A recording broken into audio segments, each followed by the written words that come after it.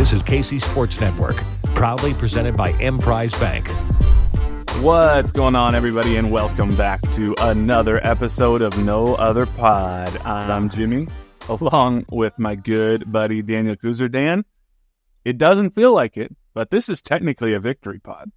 Oh, thanks for the reminder. I actually, wow, I'm such a sad mood right now. And now I'm like, oh shit, wait a minute. It's not entirely bad. Not really. Just mostly bad? It's very weird. Yeah. There's some things to talk about today and some audio clips to talk about. It's gonna be a good one. I'm real excited and hoping KC Current can cleanse our palate from all of that.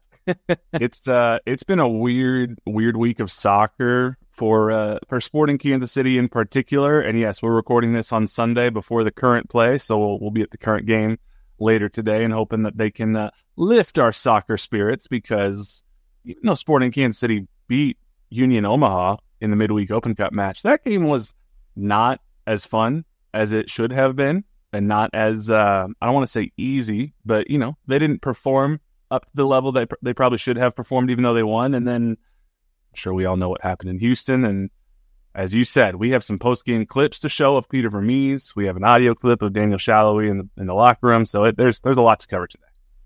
We are to sum it all up. I think we're a weird team. We're weird. We're different. Yeah.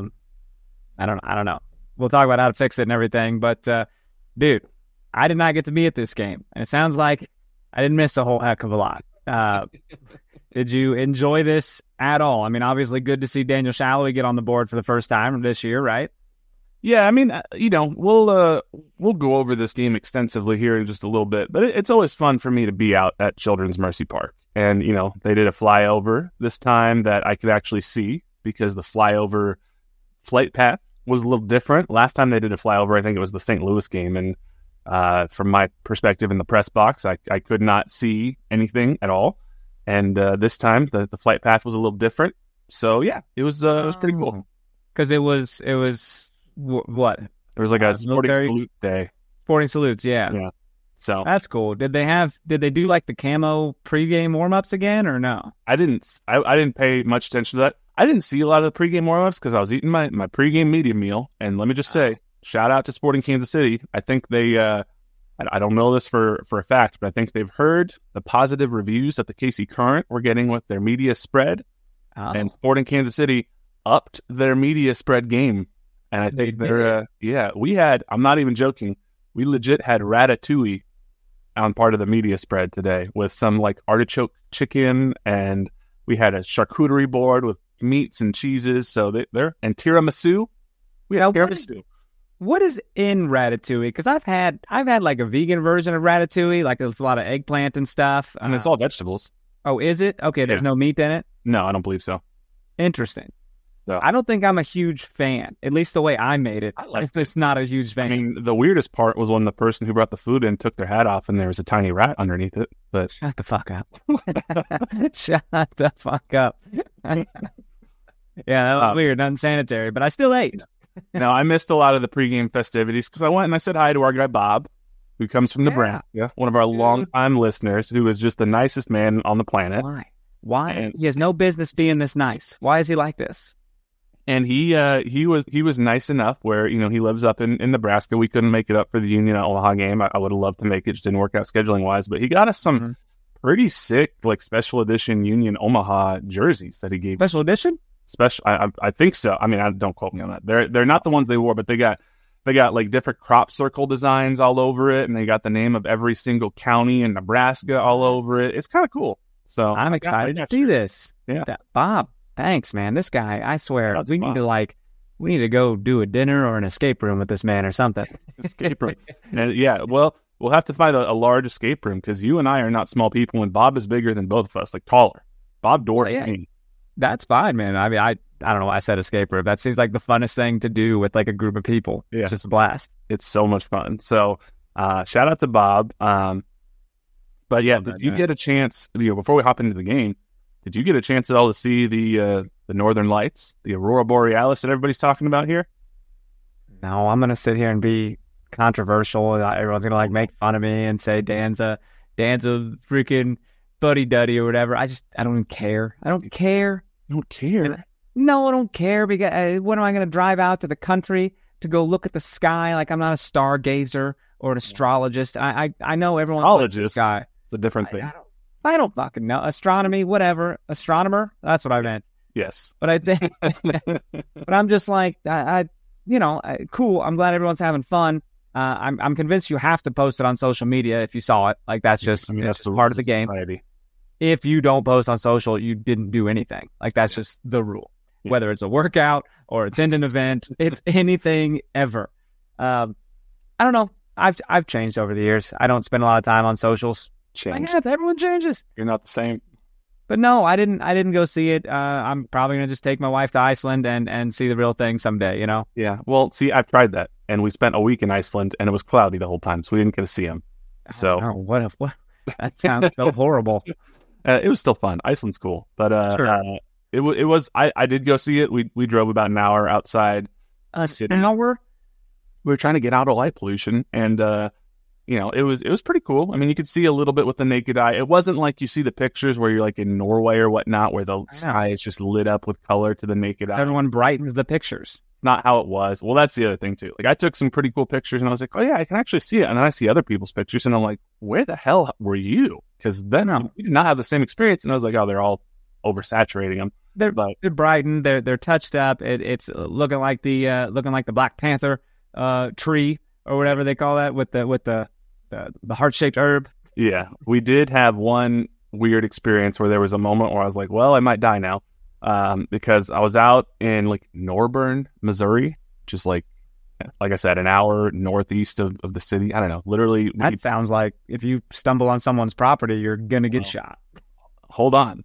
So I'm driving, and then trying to figure. There's nothing out there. Trying to figure out where the hell do I park to see this. There's no lights, so I pull on like Country Road 151 or whatever, and just pull off on the side of the road. There's farm fields on either side of me. I'm on a country road. It's not private property. Put the car in park. Turn all the lights off. Just sitting there, letting our eyes adjust and whatnot. No big deal. About 3 minutes after sitting there, see headlights coming toward me on another like perpendicular country road. I'm just watching, like, okay, no big deal. Just sitting here. Pickup truck pulls up. I just see headlights. I don't see anybody in the car. The pickup truck pulls up right next to me and then just stops. And I still don't see anybody in the cab because it's pitch black. And so I'm sitting there and I'm like, what do I do? Do I just turn my car on and go? I'm like, I'm going to roll down my window. Maybe this is the property owner. They're just like, hey, do you need help? Like, trying to give benefit of the doubt. So I turn the car on, roll down my window, and I say, I said something like, hello. And then the car just sits there for a moment and then slowly pulls off and then drives away. And then they never said anything to me. And I was like, I'm getting the fuck out of here. So I turned down and I left. Yes, absolutely. Bro, I watched the 2 Strangers movies to get ready for like the new one coming out. Yeah. That's Stranger shit. You know that guy drives the truck? I mean, that dude. Yeah. I never saw the person. They could have been wearing a, Jason mask for all I know. And I wouldn't have known. What time of night was this? It's like 11:30 at night, almost midnight. See? Too late. People looking for trouble, bro. You could have got blam, blam, booyaka, right in your face. Yeah. So I just went to another country road about a mile down and parked there. Nothing good. Come around that time, man. Midnight? That is just crazy. So that's what I'm talking about. You know what I was doing? Sleeping. Yeah. Yeah. So anyway, let's talk a little bit about this Omaha game. If you look at the lineup that was put out, I don't think any of us were surprised that this was not Sporting KC's first choice 11. We had Caden Pierre in there. We had Castellanos, Volader, and Zoran Basong in front of Pulskamp on the back line. And then the midfield was Felipe Hernandez, Nemanja Radia, and Marino Janis signing. And then front line, Eric Tommy on the right, Willie Agata up top, and Kyrie Shelton. Why did you just say Pulskamp, by the way? Oh, we're sorry. You're talking Wednesday. Wednesday, yeah. Omaha. Okay, my bad. You're like, well, hold on. I'm like, that's not what happened. No, yeah. It's Agata, Tommy, and Shelton on the front, in front of Janis Radia and Felipe Hernandez. So, I mean, I expected this kind of lineup. I wasn't nervous when I saw this lineup. This is a USL League One team, so they're a couple divisions below us. This should have been take care of business, wipe your hands, come back, get ready for the Dynamo. Yeah, I wish the lighting was better in that place. I know they were at like a different kind of stadium, right? So lighting is what it is. But it really came across on screen, and you really learned to appreciate the lighting that these big stadiums have. Yeah, there were some white balance issues where it was getting a little overexposed, and then they get in the shadows, and it was a little underexposed, and they don't have the production quality that the regular Apple MLS games have, and I don't know. It was just a little bit of a weird game from the get-go. And then it took, 31 minutes and Union Omaha off of a throw-in.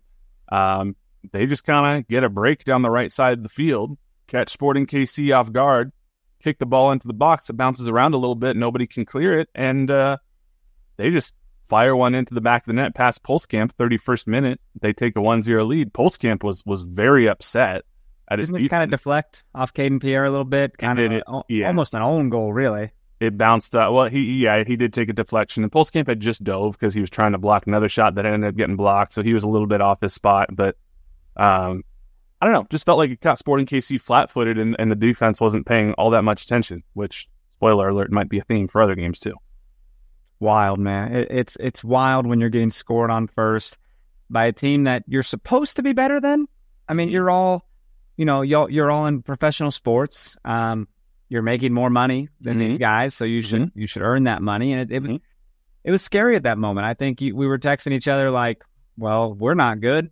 Like it's just bad. The goals we're giving up are pretty lackluster goals." Yeah, it was not great. Our on the ground correspondent Bob was there. He was not worried. He says Omaha will wear down. He was keeping us updated. He's like, "We're good. We're good. Don't even worry about it." Yeah. He was giving us play-by-plays. It was great. I was loving it.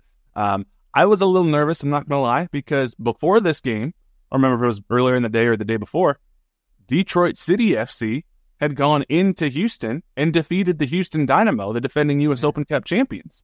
So this is, Cup sets happen. Some comedian go on Jimmy Fallon and wearing all Detroit City stuff and really talking about the game. Yes.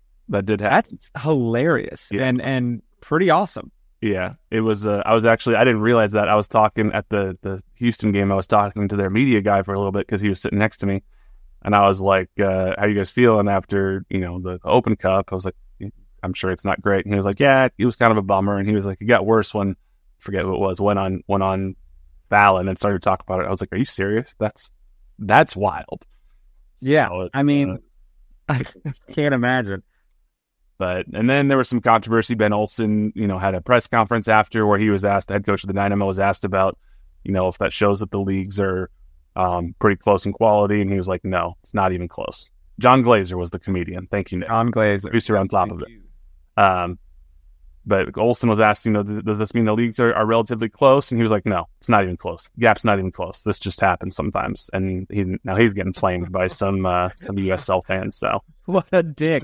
What a dick thing to say. No, I know we got our asses beat, but it's not even close. Yeah, it was pretty funny. Sporting went. Did they go into the half down 1-0? I don't remember if it was stoppage time. I think they did. They went into the half down 1-0. And then just after halftime, Marinos Janis comes out in the 48th minute, and, he's still on the team. You may not know. Haven't seen him in a while. There. But he drives toward the box, and he fires a kind of a slow dribbler into the right corner. I think just catches the goalkeeper off guard. But 1-1 in the 48th minute. I felt a lot more calm at that point because then I was like, okay, now we got basically the whole second half. Just let's get another goal and get out of here. He's fast, man. Marinos was running all over that field. Just his fast twitch muscles, dude, his ability to take off in a sprint. Mm-hmm. It's impressive. The finishing quality, the passing, I don't know if that's all there, but he's quick. You'll see him sometimes when he's playing with the Cyprus national team, he'll have a banger from distance. You're like, where the hell has that been? Like, why can't you do that? But there's just been, I don't know, it's his third year with the club. He's never really broken in consistently with the certainly not the starting 11, but even as a sub. We should talk to Marino, see if he'll talk to us. Yeah, I don't know. I've heard he does not like talking to the media. So I'll leave it at that. I know. I set you up for that. I didn't know how much he would share. So we get to End of regulation. Elwoody scores again. It's 1-1. Sporting probably should have scored. They were, hammering the ball into Omaha's final third. Couldn't get it in. And then goes to extra time. Another half an hour at minimum. Nobody scores in the first half of extra time. We go through the second half of extra time. Sorry, hold on. I was confused. I thought it went straight to penalties for some reason, and I was like, cool. Now here comes penalties, damn it. Yeah. And my wife texts me, and she goes, you mean extra time? And I was like, shit. See, this is why she's around. So you can tell you what needs to happen. What I'm sure is that she saw your tweet because she's kind of a fair weather fan, and she doesn't really watch games unless I'm watching the games. Oh, okay. Kind of weird. Also, that KC Current rain delay, she's watching it with me, but when the game came back on, she did not watch it. And I was like, what? Calling her out. Literally fair weather. It was raining, and you chose not to watch. Putting her on blast. Well, I did. Just to finish this up real quick before we do our break, it did take until the literal 120th minute, the very last minute before we would have gone to penalties. But Alan Polito did get the ball, put it past the goalkeeper, sort of saved potentially Sporting KC's Open Cup run because you never know what happens when it gets to penalties. So they did win. It was a lot harder than it should have been, but they do win, and now they will host FC Tulsa at Children's Mercy Park on May 21st. So, yeah, man. Survive in advance, I guess. Freaking next week, dude. Yeah. Just survive in advance. Sometimes that's all you can do. I'm fully invested in this competition because MLS isn't going great. So I'm like, let's just, dude, pour your heart into this Open Cup right now. Maybe try to get a freaking trophy and then figure out what you got to do in the league. You know what I mean? That then take, let Peter do his whipping, whatever he needs to do to the players. We got some quotes for y'all. We got segments today. We got audio. We got video. I'm very excited to hear you sound super awkward in the interview segments. That does happen in one of the clips, and I'll explain when we get there. But what are you gonna do? Yeah, it happens. So we beat Omaha. Moving on to Tulsa. It is what it is. So Omaha. Let's take our break here, and we'll come back and we'll break down the Houston game. We appreciate you supporting KC Sports Network by listening to our podcast. You have helped us become the highest-ranked Chiefs podcast network in 2022 and 2023. And don't forget about our daily Substack newsletter, the best written analysis you can find on the Chiefs straight to your inbox every day. kcsn.substack.com. Dude, I was upset I didn't get to be at this Houston game. Yeah. Because I had an improv comedy show. Mm-hmm. Very good, by the way. 300 people there. Make them laugh. Peter Pan. Good stuff. But, hey, I saw The Fall Guy last week. Oh, yeah? Have you seen it yet? I have not seen it, no. Dude, stunts, bro. Yeah? Stunts on stunts. What a fun time. Yeah? Okay. I've heard it's good. It hasn't done as well at the box offices as maybe they'd hoped, but really, it's a hard time for movies unless it's a, major like Star Wars, Marvel, Godzilla level movie. There's good summer shit coming, though. You know what I mean? It's really, really good stuff out there. Yeah. Okay. Well, maybe I'll have to check it out. I still haven't seen the most recent Godzilla movie, Godzilla and Kong. I meant to go see it in theaters, didn't get around to it, so I'm going to have to catch it on Max. But because you prepped for that, right? You did some homework. I did. Well, I watched the Monarch show, and I rewatched all of the other MonsterVerse movies, and then it's just, never came to fruition. Planet of the Apes. Yeah. The last 2 weeks. Yeah, I've watched Planet of the Apes, the past 3 movies. It's been a while since I've seen those movies. So before I see the new one, I'm gonna have to rewatch. They're good movies. Like people don't think about that. They're like, it sounds so corny. They're actually like really good, and you like cry and feel happy, and it's weird, man. Isn't James Franco in the first one? He's in one of them. Yeah, the first one. So okay. But the last one, dude, Woody Harrelson is the biggest piece of shit. You're just like, this man needs to get murdered. Like bad. Yeah. It's crazy. Do you see the marketing they were doing for this new one where they'd be like in New York or San Francisco or whatever, they'd have people in like just like real like, life-sized ape outfits riding horses around cities? Movie marketing's been off the charts lately. I mean, you saw the Fall Guy marketing. Like Ryan Gosling literally came on Jimmy Kimmel from his dressing room and was like attacked by henchmen on his way to the stage. And he's like slamming them into stuff and breakaway coffee mugs, and he's slamming people into. And he comes out and he's just like, "Woo!" He's like, "You see all that, Jimmy? That's stunts. That was me. That was me doing that." That's funny. What a time. Okay. Well, let's move on to this Houston game because there's some stuff to break down here, both in the game and more importantly, perhaps after the game. Tim Melia was back. Tim Melia was back, which we knew that he was probably going to rest, for a little bit and be back for this game. We never knew exactly what he was dealing with, but Peter said he was dealing with a little something. One person who was not in the 11 was Eric Tommy, which we didn't know until it was personal reasons. I think his wife's having a baby or had a baby. We don't know for sure yet, but that's... I hope so. I hope it's something happy and not like a death. That's always the worst. Yeah. Well, his wife is pregnant and was getting to about that time, so a lot of people speculated that maybe she was going into labor. And but yeah, we got the starting lineup, and Tommy was not in the 11. He was not on the bench. So when I asked Sporting KC Communications, they just said personal reasons and left it at that. So hopefully he's all is well with Tommy and his family. But that left us back to this sort of Alan Pulido at the pseudo number 10, Willie Agada striker situation, which I told someone in the press box ahead of the game. I said, I'm a little nervous about this one now because I'm not sure that the midfield can handle Houston's midfield, in particular, Hector Herrera, who he missed part of the start of the year with injury, and he's back now, and he's a very quality midfielder, and I was worried about, without having somebody in the midfield like Eric Tommy, who can not only be that creative spark, but is more likely to track back defensively and have a little bit higher work rate than Alan Pulido does. I was a little worried about what Hector Herrera might do. So, I don't know. When you saw the lineup and Volater stayed in there, Memo was in the midfield again. Were you nervous at all? Because I got a little nervous when I saw our lineup. Well, I'm slowly becoming a pretty big fan of Memo. So whenever I see him in the lineup, I'm not that worried because that dude's gonna give it. He's gonna take it to him, especially against his old team, right? Like that's the storyline here. Like, hey, I was with these guys last year, and he and Hector got into it. I mean, they hugged each other at halftime and whatnot. They were all good, but yeah, before halftime, Memo stole the ball off Hector, and Hector tried to fall down and get a foul. No foul called. Then Hector came over and shoulder checked Memo pretty good, and I actually thought the ref was gonna. He played advantage. I thought he was going to hold it back for a yellow. And then Hector got the ball a few seconds later, and Memo came and gave it back to him. And Memo ended up getting a yellow card, and nobody ever gave Hector a yellow card. He didn't go back. And that was a bummer. But they had a moment there.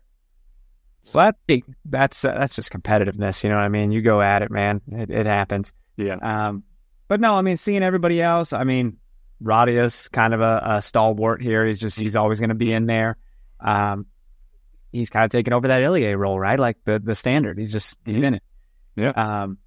But the Pulido Agada experiment, I'm just kind of like, is it working? Do we need to try something else? I mean, are we joining the Vermees out club? Like what's the plan here? How do you even fix this situation? It's not like we have a crap ton of injuries. You can't tell me that Danny Rosero being injured is hurting this team this bad. Right. Well, and part of the issue has been, the defense has certainly been lackluster over the last handful of weeks, but the offense has not produced at the rate that it needs to. If you look at the expected goals for this game, 0.71 XG for Sporting Kansas City on 15 shots. That's not good enough, especially at home. That is simply not good enough. I want, if I'm going to have a successful game in terms of expected goals, minimum, I'm looking for a goal and a half expected. At home, I'd preferably have 2 or more. But we just keep all of our shots were from outside. Like we just kept trying, and I do got to say something, man. They were on the highlights. They showed Memo Rodriguez 2 times, like intercepting the ball, taking like 1 touch and firing it on goal, like just trying to catch the keeper off guard. And I was like, this dude is hungry and wants results here. Like, y'all need to rally around this man because he's making shit happen sometimes. Memo was the bright spot of the game. And Peter we'll talk about everything Peter said after. And he talked about work rate mentality or whatnot. The 2 people he called out who said work their asses off, and he is not talking about Memo Rodriguez and Nemanja Radia. So that probably feels... probably. It feels good to know that your team is fucked. Like, Peter's going to come be really mad, and you're like, I'm good, though. He mentioned me. I'm good. Memo in the post-game press conference, he talked more extensively, gave better answers and whatnot, and I don't know, maybe it has something to do with he didn't just get his ass chewed out by the coach in the locker room because, he played well. But shout out to Memo. I want to go ahead. I know we haven't talked about the game yet, but let's go ahead and give Memo the Holiday Distillery toast of the match. I got my 5 Farms right there with you. I got my coffee ready to go. And shout out to Memo. You are the Holiday Distillery toast of the match for the Houston Dynamo game. So shout out to you. So shout out, brother. That's good stuff, man. I like this man a lot. I didn't know what the pickup was going to be like when we got him. It was like, okay, here's this guy that played for Houston for a bit. We'll see what happens. And it turns out he's a workhorse. He likes it. He's a solid player. Now, I didn't expect him to be a starter per se because I thought having Remy Voltaire, Nemanja Radia, Eric Tommy in the midfield, that would be the starting trio, and it still probably is. But Memo is quickly working himself into that rotational conversation, and I certainly don't get concerned when I see Memo in the starting lineup now. I was honestly, right.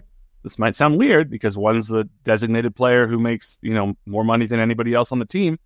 I was honestly more concerned seeing Pulido at the 10 than I was seeing Memo in there at the 8 because I didn't think Pulido has shown what he needs to show at that number 10 spot. I know he's not a true number 10. He's like a pseudo 10 second striker.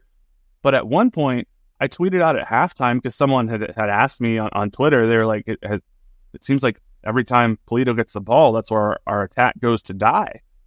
And at halftime of this game, Alan Pulido, playing the number 10, had 19 touches, just 19 touches in the entire first half, and was 6 of 10 on passing. He completed 60% of his passes, only attempted 10 passes, and had 19 touches. If you look at Hector Herrera, the number 10 for the Houston Dynamo, he had 51 touches and was 38 of 42 for passing, 90%. So the midfield for the Dynamo was working, and the ball was going through their number 10, and he was creating things for them. The same was not happening with Sporting Kansas City. And again, I know that Pulido's not a true number 10. But when we don't have Eric Tommy in there, there's just like a black hole almost in the middle of that midfield where it's just nothing really happens. Dude, how frustrated do you think Pulido has to be in there? Like, he knows who he is. He knows the amount of money he makes. Mm-hmm. So to be put in this position and not produce wins, sure, like not help us win, like it's got to be like, damn, I'm out of position. Like I don't know what to do here. Yeah, well, I mean, when they brought him in, they sort of talked about how he has the potential to play sort of that underneath second striker, false 9, hybrid 10 role. It's just, I don't know, this year he doesn't seem to have the same creativity he had before. He doesn't seem to have, the same spark when the ball's at his feet. Really, outside of Tommy, whenever somebody gets the ball in the attack for Sporting Kansas City, it looks like the default is to either pass back or to the side. They're not looking up downfield much anymore. I think that might be part of the problem. I don't know. I mean, and this just, the game started off where it was relatively even. They were kind of going back and forth in waves in terms of who sort of had the momentum, and then Hector Herrera in the 31st minute just fires one from distance off a set piece. Excuse me, making me sneeze. Fires one from distance, and nobody steps to him, and it's a quality shot. But dude, just fires one past right there. Pulido was right there. Yeah, like he didn't close him down. He just stood there trying to like wait for his pass. And I'm like, what makes you think that Hector freaking Herrera can't take a shot from there? Yeah, like why'd you respect that man so much? Close that. Yeah, it was. I want to say it was Leibold and Pulido who were the two closest. And Leibold doesn't really close down. He kind of lets up off the gas. And you're right, Pulido, instead of stepping in front of Hector Herrera, steps to the back left almost to try to cut off a passing lane. So now Hector Herrera, when he takes his shot, which again, it's not an easy shot, but there is nobody within 10 yards between him and the goal. So he just has a wide open shot, and he's quality. He puts it away. So now it's not only 1-0 Houston Dynamo, it's 1-0 off of a set piece again, which I believe is the 9th set piece goal that Sporting has given up this year out of, I think, 21 goals total. So nearly 50% of your goals are coming off set pieces that you're giving up. It's not good. That's not good. It's real bad. And I don't know. You're down 1-0 at home now, and it kind of just felt like, well, here we go again. It's just happening again. I know, man. And God dang, I don't know how old Hector Herrera is, but he looks like an old man out there. And you're letting him score bangers like this? This is going to make you sad. He's younger than we are. Look, listen, I've seen some 20-some-year-olds that I'm like, wait, you're not older than me? Hector Herrera was born in 1990. Pretty wild. He's 34 years old. He looks like he's 74 years old. That doesn't make me feel bad. That makes me feel really good. Look at this skin. Like hydrated. It's good stuff. We look a lot better than Hector Herrera does. We're making a lot less money than Hector Herrera does, but well, now I feel bad. but we look younger. Yeah. So we'll take it. It was a bummer because now it just deflated the air out of the stadium. And this Houston Dynamo team is one that we've had trouble with before. And to see them go up 1-0, and now it's like, okay, this team hasn't really shown the ability to. I mean, they did it against St. Louis, but then they gave it up late. This team hasn't been built and hasn't performed over the last handful of weeks in a way where a multi-goal comeback felt like it was in the cards. So now it was like, okay, best case scenario, maybe we come back and draw level. I don't know. And it happened in the 61st minute. Daniel Shalhoub, who hasn't been all that great this year, he's just not been in great form, just kind of gets the ball, doesn't even really look, just kind of turns and shoots. And it just was sort of instinctual and levels it up in the 61st minute. And it was good to see Daniel sort of get going that way. Oh, 100%. He looked like kind of frustrated, but excited. Let's go. Come on, we're not out of this game. Let's rally. I'm getting tired of seeing Tim Melia let in goals, and I think he's getting tired of it too. By the way, because I've got the highlights playing over here on my screen, and when Tim gets scored on, just throws his damn arms up. He's just over it, dude. He's like, is this for real? Well, and the thing with the Herrera goal too is like, there's not much Melia could have done in that one. He's probably mad. He's like, step to the damn ball. Like, stop letting people take shots who are, world-class midfielders or at one point were world-class midfielders, maybe if they're past their prime a little bit. So that's got to be frustrating. But I was just glad that, okay, Daniel, he's been out of form. He finally gets his goal. Maybe he's been overthinking. And that was part of the problem, I think, in the first, 70 or so minutes of this game is that, and Peter even mentioned this, the XG wasn't there because they weren't getting quality shots. But there were some times where they just simply, Sporting was not making the correct pass in the attack. They had Willie Agata out to the right, and they decided, no, I'm going to take a shot from distance. Or Polito's driving down the right side of the field, and they're making the wrong pass, or they're deciding rather than trying to make that one last pass to get a better opportunity, they're going to fire from distance, and they just weren't making the correct decisions. Well, the shots from distance, I mean, you're testing a goalkeeper, but also you're making Steve Clark look a lot better than he really is. And that just pisses me off, dude, because I'm not a huge Steve Clark fan, per se. I don't really know why. I don't think canon. This goes back multi-years in this podcast. He's never wronged me by any means. I've never been wronged by Steven. Yeah. But I don't really like him. He's the one who you've had issues with. And who was the other one? Was it Bobby Shuttleworth or something like that? Who used to wear the mask that you really didn't like? That's very funny. That's my Xbox gamer profile pic. And people are like, what is that? And I'm like, I just thought it was funny and I never changed it. So there's a few guys over the years. The other famous one being Marlon Hairston. Who yeah, I got some friends. you have not been happy with. Oh my God. Sporting, so they tie it up. You're like, okay. What do you think about Daniel's goal, by the way? Like, it was just a touch and turn. Like, he didn't think, he just did.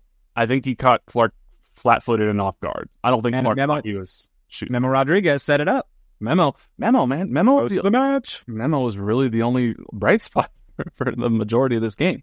I mean, that should have been saved, though. Steve Clark should have got it, but... Again, it was similar to actually the Marinos Janis goal from Omaha, where it was not the most powerful shot, and it was kind of a low dribbler. I think it was savable. It just caught the goalkeeper off guard. I actually thought it took a little deflection for a little bit. I don't think it did after watching the replay, but there was a little traffic, so his vision was probably blocked a little. But hey, it went in, counts, 1-1, great. Now you got all the momentum. Sure. Now go capitalize, get that second goal. Don't let up. Don't let Houston take all the hot air out of the balloon and then come crashing back down to earth. What about in the 67th when Tim Melia had to make a spot-on save off a corner? Drops to his left side, just boom, had to get there. And I was like, that's professional caliber stuff right there, man. That was just Not the goal. Fast twitch instinct where Melia sees something and he just falls and puts his hand out. That almost was the 10th goal of the year off a set piece. He had someone else there with him on the line that maybe would have cleared it anyways, but it still looked pretty scary. It was. Every time the opposing team, whether it's Houston or Omaha or Salt Lake last week or whatever, get a set piece, I get nervous. And when Sporting was getting set pieces without Danny Rosero in there, it just really felt like we didn't have hardly any chance at all to score a goal, because Rosero is the only one who really has found much success this year in scoring set piece goals for Sporting Kansas City.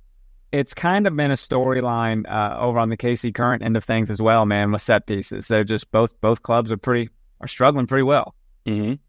And yeah, it sucked. And then 78th minute, freaking Griffin Dorsey, who is not a Harry Potter reference, gets the ball, drives the entire length of the field. Nobody really steps to him. And then he sends the ball right past both Johnny Russell and Jake Davis to Ibrahim Aliou, who then puts the ball past Tim Melia in a wide open one-on-one shot. And now they take a 2-1 lead. And at that point, it just was like, well, I guess if that's how we're going to play it defensively, then this isn't happening. I keep watching this, and it's almost like Jake expects Johnny to have him because Johnny's right there, and Jake's trailing, and then he realizes Johnny holds up to like cover another guy, and Jake's like, "Oh shit," and picks it up at the end. I don't know, man. We'll hear Peter's comments. Peter specifically calls out Johnny Russell, not by name, but in the context of what he says, he calls out Johnny Russell specifically, and he calls out Jake Davis specifically. This play, he was very livid with those two players specifically. Man, so they're in trouble. Not this week. Let's all take a moment. Pray to whatever God you believe in, and let's for those guys with health and safety. It was not good. And almost the exact same thing minutes later. Almost an identical play happened again. Griffin Dorsey ran the length of the field, almost the exact same path. He sent the ball through the back line to the left side, almost in the exact same spot. The only difference was Amin Bassi, who received the ball, was a hair offside, and he also fell down in the box. Otherwise, he had a one-on-one shot to Tim Melia. But twice in like 3 or 4 minutes, the exact same type of run. It just was lazy defending. So ultimately it ends 2-1.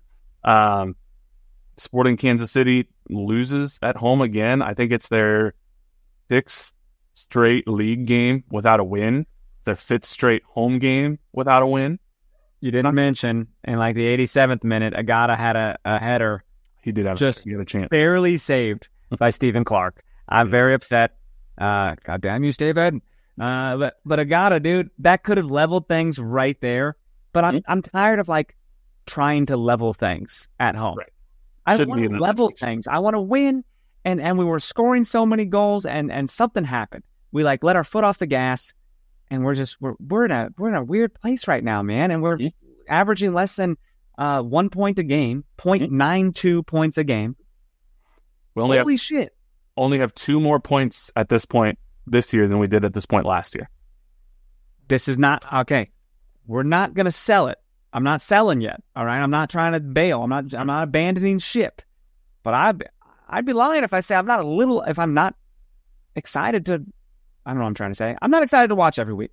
Right. Like every time a game comes around, I'm like, well, let's see how we waste our time today. I don't know. The key difference for me between last year and this year, even though we had 2 less points last year, is the talking point we got last year was, well, we don't have all of our players available. True.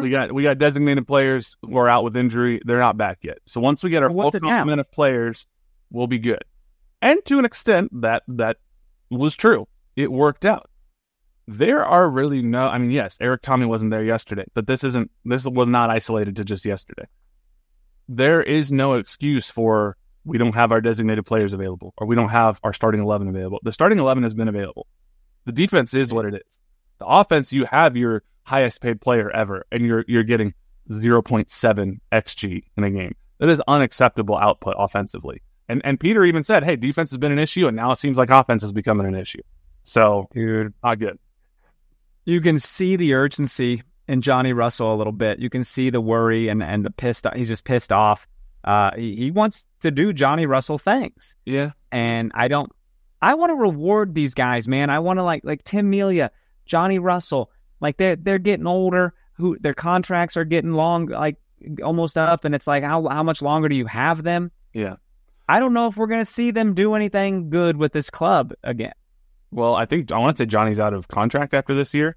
MLS released some roster construction information that they haven't really released before, so I'm pretty sure he's out of contract after this year. But normally we read some quotes from Peter Vermes.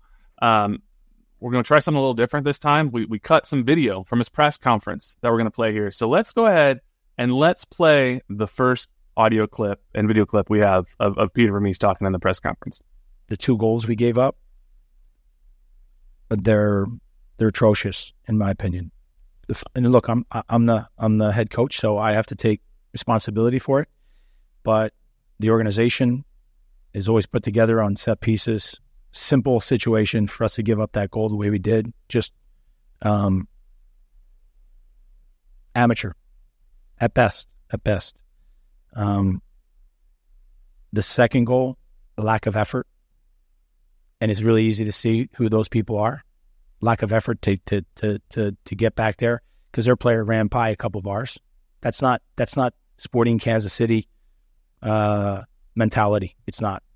And I have a real problem with that aspect of it, and I'll be dealing with that like very quickly because that's just unacceptable to me. If there's one thing that I can't put up with, and that is the lack of effort on plays. And then the other thing is we have a responsibility to our fans when they come into this place to leave your heart on the field, leave your blood, sweat, and tears on the field. And I think certain guys do that, and I think certain guys don't. And if I have to make the changes within the starting lineup, whatever, then I will do that. It's unfortunate in that. Amateur. Atrocious. I'm going to deal with it. Oh, hold on. Let's follow up question, Peter. How are you going to deal with this? We're all concerned. We'll get to that in a little bit. But I mean, the 2 goals we gave up were atrocious, he said. He talked about the organization, amateur at best, and lack of effort. And he called out specifically, I have a real problem with that aspect of it, and I'll be dealing with it very quickly. Look, man, I think part of the problem that some fans had with Peter Vermes' comments in post-game press conferences over the last month or two is that, if anything, it seemed like he was maybe a little bit too Pollyanna, a little bit too optimistic about where this team is going. He talked about how they were getting better. He talked about how he wasn't worried. That was not the tone of this press conference. This was like hellfire brimstone press conference, and he was pissed. So this is like who was the player that didn't make a big strong run? And Jose Mari. Yes, goddamn, I keep forgetting the guy's name. He played for us for a second. Yeah, and he got rid of him, dude. And I'm like, are we gonna 15 minutes into a game and then was cut?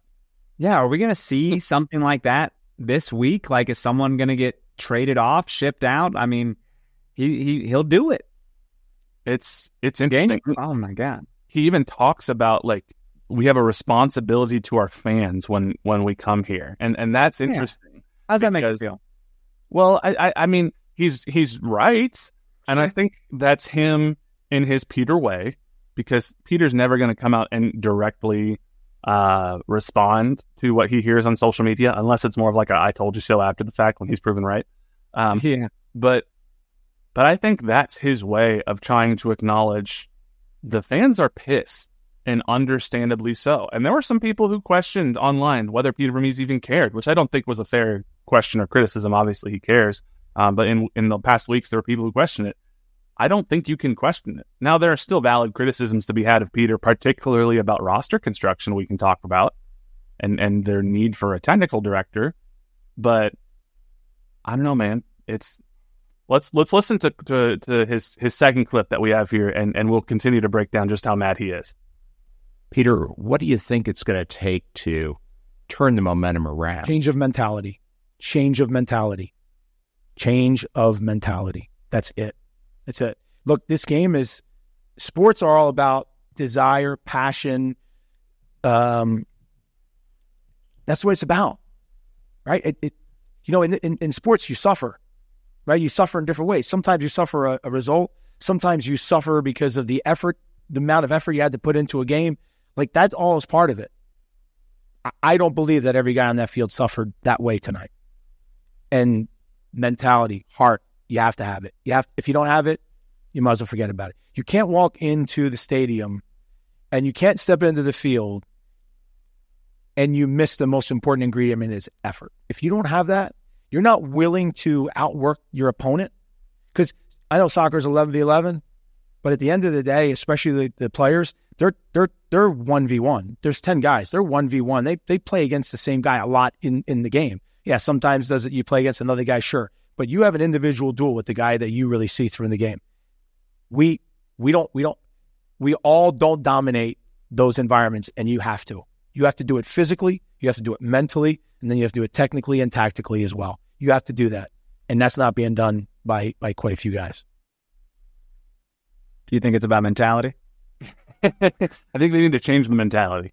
I think so. I had to guess. Someone said that once. It's just, you can tell, I mean, he is keying in on individual players. And he hasn't listed anybody by name, and we're going to have one more quote here from him in just a minute, but he's not listing individual players by name. He did kind of call out Jake and Johnny in a way, with his first quote when he's talking about the goal. And at another point, I don't think we have the audio of this one, but at another point, he talks about how there's a player who just, on that first goal, stops dead in his tracks. And if he would have continued to track back, he just would have intercepted the ball. That's Johnny Russell. If you watch the replay, he says, on the second goal, their guy runs by two of our guys who are further back, and one stops in his track, basically. If he's just running back, the guy passes him the ball, and he takes it up the field. That's Johnny Russell he's talking about right there.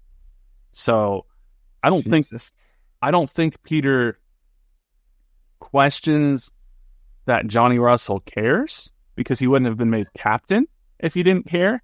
Right. But, I have no idea what kind of lineup we're going to see against Austin next week, because when you're talking about Johnny Russell, you're talking about Jake Davis, you're talking about there might be questions about Volater.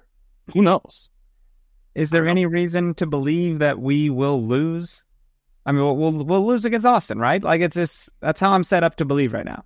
There's not a lot of reason for optimism unless Peter Vermes can get this team to turn around and can do something to right the ship. And we got one last quote from Peter Vermes here that we want to play, where he talks a little bit about what his plan is. So let's get to that one. This is a very similar group that we had last year. I mean, this is very similar. There's only a couple additions to this team at the moment. So that team figured out, from a mentality perspective, to do what they did last year, which was, look, in my opinion, pretty impressive once we got our guys back. It's a mentality right now. It's not that they don't have it; it's that it's not happening. And as I said to you, I'm the first person to say I'll take responsibility, but when I have to do that, it's also going to be really. When I was talking about suffering, there will be some suffering over there, some real suffering. Peter, elaborate on that. What are we talking about here? He would not elaborate beyond that. He would not tell us specifically, because there was a follow-up that said, what does that mean? And he said, I'm not going to tell you. That's weird. When I heard it first, when I said there's going to be some suffering, I was like, yeah, they're all suffering right now. They're very sad. They're very upset. But he's like, some serious suffering. It's like, are we still talking about emotions? What are we talking about? What is going on? Yeah, it's like we need like a TikTok reaction video of like, okay, suffering. What? Yeah, it's I don't know. Like it reminded me of in Taken, Liam Neeson. When he's like, I have a very special set of skills. I will find you. I will kill you. I was just like, I mean, that was. And I will say he reiterated it in a couple times. Maybe not as much in the clips that we played, but he said it there. People are like, why doesn't Peter take responsibility? He's the coach. He said multiple times, it starts with me. I'm taking responsibility.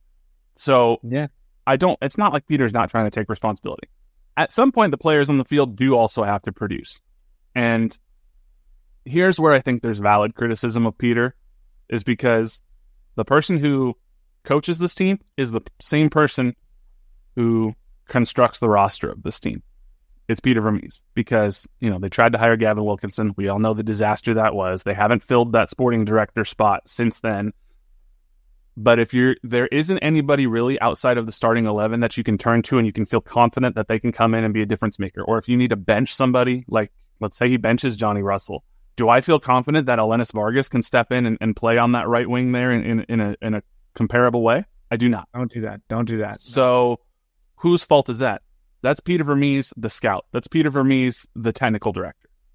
There needs to be somebody who can come in and let Peter Vermes 100% focus in on coaching. Because I'm not convinced he's a bad coach. I'm convinced that he cannot do in modern MLS both the technical director side and the coach side as effectively as he needs to do both of them. And I think that's the problem. I agree. But apparently people are going to be suffering. And I've never heard a coach talk like that, really. I'm scary, bro. Scary stuff. I assume that means, like you said, against Austin, we'll probably see multiple changes to the 11. They're probably going to do a shit ton of running this week. I don't think that there's anybody who made such a bad individual mistake that we're going to see them cut midweek like we saw with Jose Mari or Luis Marin way back when. But I don't know. We have an audio clip that we're going to play here from Daniel Shallow, because he was asked about mentality. I think I asked him about it and it was elaborated on by some other reporters, where he was asked about Peter's comments on mentality. And so you're going to still see us. We can react when we're playing this audio, but let's go ahead and play Daniel Shallowy's reaction to what Peter said. Now, I'm sure some people in the locker room, I feel the same way. So as one of the veteran leaders of the team, what do you think needs to change in the locker room or on the field to help fix the mentality? I mean, if there's players who don't have the mentality, get rid of them and move on. It's good. That kind of get guys to, I guess if you have to get guys to get going, then they shouldn't be here at all. Is that we're playing professional sports. If you don't have the mentality, then what are we doing? So if it's me, get rid of me. If it's others, get rid of others. Every year we have this problem, then change it. Is this an issue that's kind of the head of it? But right now, is it just kind of like a fed upness at this point with we're just not where we should be? We got ourselves in a bad form, like a bad run, and it's difficult to get out, but the bare minimum is always the mentality, I think, and if you're lacking that, then you have a bigger issue. What, that word mentality, like Peter said it so much in his conference, but then you hear Daniel talking about it. Is that because it was kind of like you led him with the question? Probably. I asked him specifically. I said, Peter said that the mentality is not where it needs to be. And so I asked him about it specifically. But that's the word of the day. I just feel like, it's the word of the day. This is the first time I've been covering this club in a media capacity for, the better part of 7 years now. And this is the first time that I've heard a player on the team openly call for, if somebody's not doing something, then get rid of them. And if that player's me, then get rid of me. That's weird. Are you too young to catch my Pee Wee Herman reference just now? I was not. I didn't catch it. You're not aware about the word of the day situation, guy. Our older middle-aged listeners, they'll be like, word of the day. I remember Pee Wee Herman, but I didn't watch it consistently. So Gotcha. Nick Springer, Nick's like 19 though. He obviously doesn't get it. If you would have said letter of the day, I would have been like, oh, Sesame Street. Sesame Street. Wow, that's Bush. That's Bush. But clearly, and there's some video of this interaction on Twitter. But you could tell how like terse he was. There's even at one point where I asked him the question and he gives me like his 1-sentence answer, which I understand. And then there was just kind of a moment of awkward silence, and I wasn't really sure what to do. So you hear me just kind of under my breath be like, "Sounds good," and yeah, it was kind of funny. You seem to be having fun in general with your general the way you were saying things. I was like, "Oh, Jimmy's not having a great time." I mean, it's always hard. I remember it got to this point last year in the first 10 games where you go into the locker room and you're like, you can only ask the same question so many different ways, and they can only give you so many different answers. And that's where we got sort of the infamous Johnny Russell rant last year where he was like, I'm at a loss for words. I honestly don't know what to do or say anymore. It feels like it's at that point almost again this year. Was Johnny, what was he saying last night? I did not see Johnny in the locker room. He bounced. Well, I don't know if he was getting treatment for something. I don't know if he was in the shower. I do know we sat there in the press conference room longer than we normally do before Peter came in. I can assume that's because he was letting the team know what's what and maybe was preparing them for the suffering they're about to endure this week. And then he came in, and the first question he was asked by Daniel Sperry wasn't even like hey, what went wrong with this game or give me your thoughts. It was like, yeah, Houston seemed to take advantage of their chances. Sporting had some. They didn't seem to take advantage. And Peter goes, we'll talk about that, but hold on. I have some other things to say first. So yeah, he said stuff like, he's like, I got to say this, and I'll get back to that because it's actually a good. I like when he goes, it's actually a good question, as if like he's surprised that specific person asked a good question for once. He does that to all of us. Every once in a while, we'll ask something. He's like, oh, you guys actually asked a good question. That's actually a good question. You're like, man, fuck you. But so I'm not trying to start anything, but what's interesting is I've listened to this Daniel Shalvey sound a number of times. And what I'm curious about is his frustration with other players? I think it is. Is there some frustration with the coach? I don't know. There might be. And I don't think he's saying we need to get rid of Peter Vermes. I don't think he's saying that at all. No, but what he, the line that's interesting to me is, he says, if it's me, get rid of me. If it's others, get rid of others. This is the part. Every year we have this problem, then change it. That's more of like if you're going to say it's like, the way I'm interpreting it, and it's personal opinion, speculation, I don't know anything, but it's almost like if you think we have a mentality problem, Peter, then you're the one who has the ability to fix it and get rid of the people who are doing it. So either do it or this is what it is. You're not wrong. That's how I took it. Yeah. No, I listened to that too last night, and I was like, oh boy. So he's saying like, if this keeps happening, then step up, front office, fix this shit. Right. So the vibes are not good. Yeah. This is probably a worse situation in terms of vibes. But what happened last year? Go to your little cabin, Cliff Illig, take your people to your cabin, burn it down, whatever you got to do, get hammered, get, shook up, whatever you did last year, go do it again. What do we need to do to these guys? I mean, because now dude, the anxiety has to be running rampant. I know damn well after a loss, after a football game, I would not want to go to practice the next day because I know it's going to be so bad. Mm-hmm. So now they get to go to training on Monday or Tuesday, whenever it is, and be like, holy shit, we're in trouble. Yeah. I don't know, man. It's, the burn it down at the ranch strategy is not sustainable year over year. So that's where my biggest thing, that there's a lot of Vermes out people online right now. I'm not, I think it's real easy to just say fire the coach and that'll fix all the problems. And I don't think it's that simple or straightforward.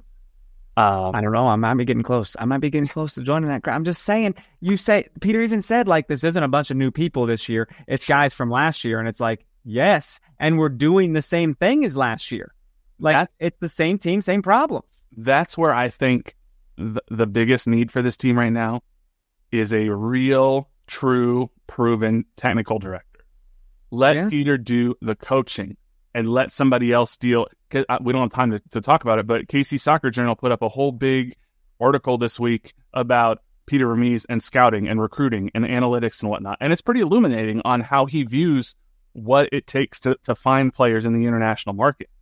It's too much for him to do while that's a year-round job, and he cannot do that while he's also coaching this team. he is burning the candle at both ends. So either we don't know the status of it. They say the job is still open. They royally messed up by hiring Gavin Wilkinson and then getting it to the point where now they just have that open again. They're delaying a potential fix by as much as however long it takes to fill that spot. So that's the most important thing to me. And if Peter Vermes does want to have the opportunity to save his coaching job, which it's not up to us, it's not up to the fans, it's up to the ownership, but they need to find a way to let Peter focus solely on coaching and have somebody else bring in proven, successful players, because at this point, the depth of the team is not where it needs to be. What players want to come right now? What players want to come here? Yeah, I mean, it's a good question. All you got to do is watch like the way we're giving up goals and stuff and be like, why do I want to be part of that? Send Patrick Mahomes to go talk to them personally. Dude. Griezmann, who's supposedly going to LAFC now. It's stupid. One of their owners, is he, what would you call him, a minority owner? Is that, or? Mahomes? Yeah, I think technically because he, Illigs, I think the Illigs are still the majority owner. Okay. So, Mahomes is part of the ownership, whatever. Yeah. Like, why wouldn't you be like, dude, do you want to help? I mean, I know you got a laundry list of things going on, but like, want to make some phone calls, something. Yeah. Bring in a ringer, dude, because we're in trouble. Toledo ain't getting it done. Agata's not getting it done. I maybe a switch flips at Austin this weekend. We didn't even preview that game, but I'm still I'm on the majority that's probably like, I don't think it's going to be good. I mean, there's no reason to be optimistic about that game at this point. I'm not trying to sound doom and gloom or whatever, but unless you're looking for, you'd like the team to give you a reason to look like things are trending in a positive direction. Last year, it took a Seattle win out of nowhere on the road for things to kind of change. Maybe that can happen again. I don't know. Maybe whatever suffering Peter Vermes is going to make them endure this week is what they need to do. Or maybe it doesn't work. If Peter goes hellfire and brimstone and it doesn't work and this is what it is and the wheels continue to fall off, that's probably the beginning of a different conversation. So, dude, I guess all you can do is be glad that it's not supposed to be like 100 degrees this week. Yeah. It's like if this was July and he's like, oh, they will suffer. And it's like, God damn, are they going to get a heat stroke? Right. So, I don't know, man. It's vibes, not good, but. Unless you're Memo Rodriguez. Good vibes, baby. Unless you're Memo and Nemanja, who you both work your asses off and they're not who Peter's talking about. Love it. So, well, what a week. We'll leave it at that, and we'll see who's in the lineup this weekend at Austin. The good news is, I will just say this: if there is good news for Sporting KC, it's that Austin also have to play a midweek game against Houston. So they'll be a little bit more tired. So we'll see. Good. Yeah, we get a whole week of prep here, so there's no midweek stuff for us. That'd be good. Yeah. Well, thank y'all so much for listening and sticking with us. Let us know what you think. I know many of you have let me know what you think all night, and I'm not arguing with you and if you're in the Peter Vermes out camp necessarily. I just think it's not always that straightforward, but let us know what you think. At No Other Pod, at Dan Kuzer, at JCMac03 on Twitter and Instagram. Send us an email, nootherpod@gmail.com. Leave us a 5-star rating and review. You can let us know what you think needs to happen with this club in the review, and we'll read it here on air. And make sure you check us out, KCSN Soccer on YouTube. You can see the video clips that we're starting to integrate more into the podcast, see Peter Vermes as he's talking, see our reactions to when Daniel Shalhoub's talking about needing to potentially cut some players. And make sure you check us out. But until next time, he's Dan, I'm Jimmy. We'll catch y'all later. See ya. Hope all the moms had a happy Mother's Day.